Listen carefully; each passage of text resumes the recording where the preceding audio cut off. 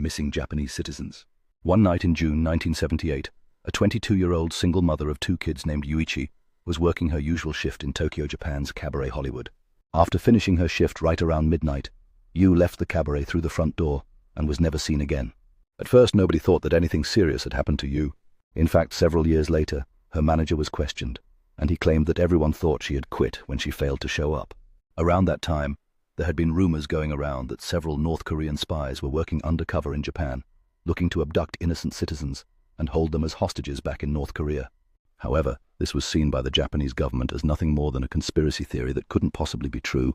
Sadly, the missing case of Yu went cold, and it wasn't until almost a decade later that a clue to her whereabouts emerged following a disturbing chain of events. In November 1987, as South Korea was preparing to host the Olympics in the capital city of Seoul, a Korean Airlines plane blew up in mid-air as it was flying over the Andaman Sea, taking the lives of 115 innocent people.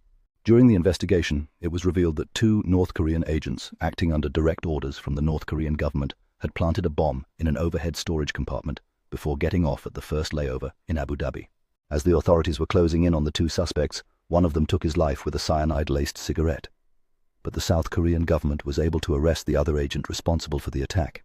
During her interrogation, it was revealed that she had been training for that mission for 6 years, and for 3 of them, she had been paired with Yu Taguchi, who had taught her how to speak and act like a Japanese woman so she could fly under the radar. As it was later revealed, Yu wasn't the only woman who had been kidnapped by the North Korean government. As of today, 17 Japanese citizens have been officially confirmed by the Japanese government as having been abducted by North Korea from 1977 to 1983.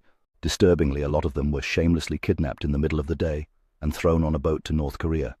You might think that the victims were involved in something shady that put them on the North Korean government's radar, but investigations actually suggest that most of them were average citizens who just happened to be in the wrong place at the wrong time. One woman was captured while she was walking to a knitting class, and 2 others were kidnapped while on vacation in Europe. Another, a 13-year-old girl, was taken as she was walking home from school. Some of these victims were kidnapped for identity theft purposes, while others like Yu were forcefully brought to North Korea to teach the Japanese language and culture to North Korean spies.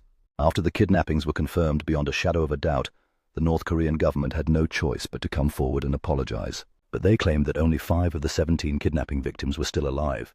Over the next few years, the North Korean government would send what they claimed to be the cremated remains of some of the deceased victims back to Japan. However, DNA testing quickly revealed that pretty much all of the remains were fake, leading the Japanese government to believe that many more of the kidnapping victims were still alive. Ibichi, to this day, the North Korean government has stuck to its story, claiming that there are only 13 kidnapping victims and that the ones who were still alive were sent back safely to Japan. Shockingly, while the Japanese government has officially confirmed 17 kidnappings, the list of potential victims suggests that the true number could be as high as 800.